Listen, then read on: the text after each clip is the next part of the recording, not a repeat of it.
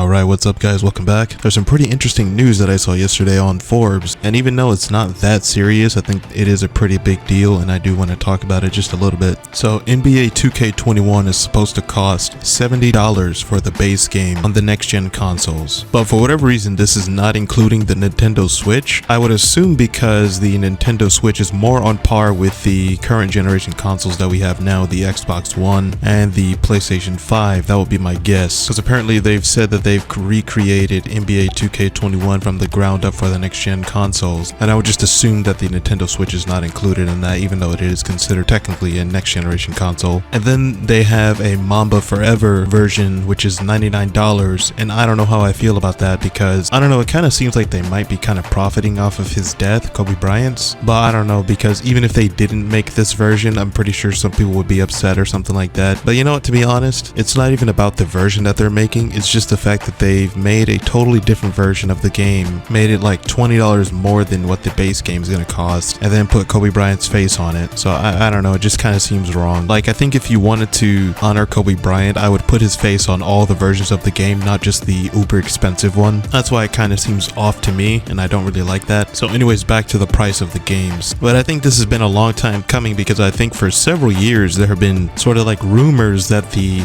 price of video games would eventually go up to $70 per game. But you know what, if you're going to make these games cost $70, these video game companies have no excuse for shoving microtransactions down our throats now, because once you've raised the price of the game $10, you have thrown away every other reason to be shoving these microtransactions down our throats. Because I'm pretty sure their excuse for making the game $70 now is because the games cost more to make. There's a lot more content going into these games and things like that. That's great, but there should be no excuse now for putting microtransactions in these games, especially those loot boxes, those god-awful loot boxes. But we all know that they're going to keep putting microtransactions in these games. Why? Because they are multinational, gigantic, multi-billion-dollar corporations who only care about one thing, and that is sucking the money out of your pockets. So we all know that they're going to keep putting microtransactions in these games, even though they've raised the price of the video games. And another thing, there are way too many games out there that come out half-baked. Like, how many times do we have to see a Destiny or a No Man's Sky or a Battlefield 4 or whatever the case is? Like, we're just tired of it. I mean, imagine spending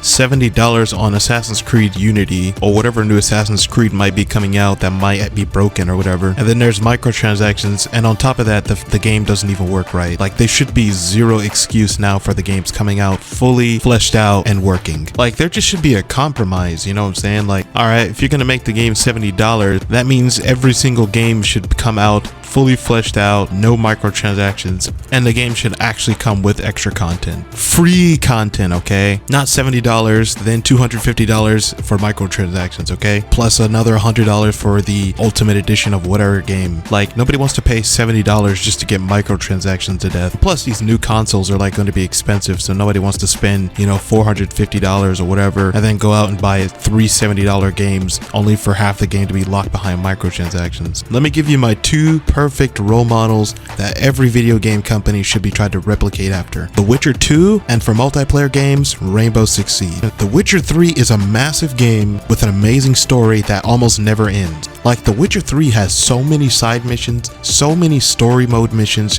and it just never ends. There is DLC for the game, but no microtransactions. There are expansions for the game that are definitely worthwhile. I mean, the expansions for The Witcher 3 are exactly what it sounds like. They are expansions. They take an already 10 out of 10 game with an amazing story, tons of side missions, tons of story missions that are actually fun, or into an even better game. The expansions for The Witcher 3 somehow make the game even better. And on top of that, The Witcher 3 does not have a single microtransaction. Totally amazing. Then you've got a game like Rainbow Six Siege. There's no other multiplayer paid FPS game that treats its consumers this well, meaning it has microtransactions, but they are purely optional, meaning the game itself does not pressure you to buy these things, and they are totally earnable via the in-game currency, and it's not impossible to be able to go out and play the game for a few hours and be able to buy what you want. Even things that are a little bit more expensive and cost a lot of in-game currency, it's relatively easy to be able to build up that currency just by playing the game. And there are some microtransactions that you do have to pay for, but they're normally over the top and really exotic things. But I would say like 70 or 60% of the microtransactions in this game are purchasable via the renown, meaning the in-game currency that they have. And it's purely cosmetic. There's not a single gun that you can get by purchasing with actual cash. And even the DLC operators are purchasable via the in-game currency. And the DLC operator weapons are not so overpowered that it pressures you to feel like you need to go out and spend cash to buy that operator. Again, you can also just buy the operator by saving up and spending your in-game currency on them. Rainbow Six Siege and The Witcher 3 are prime examples of games that do things right. And then last thing, is NBA 2K21 even worth $60? Is it even worth $70? Honestly, like they just remake these games every single year and then sell it for $70 or $60, whatever they're trying to do. Like, is Madden worth $60? Like, honestly, they just remake the game, put some new graphics, maybe a few new features, and just switch up the rosters. So I don't know. Call of Duty is not worth $60. It really isn't. There are just some games that aren't even worth $60, let alone $70. And especially if they're going to be shoving microtransactions down your throat. Anyways, leave your comments in the comment section. Let me know what you think. Subscribe if you have not already, and I will catch you guys on the next video.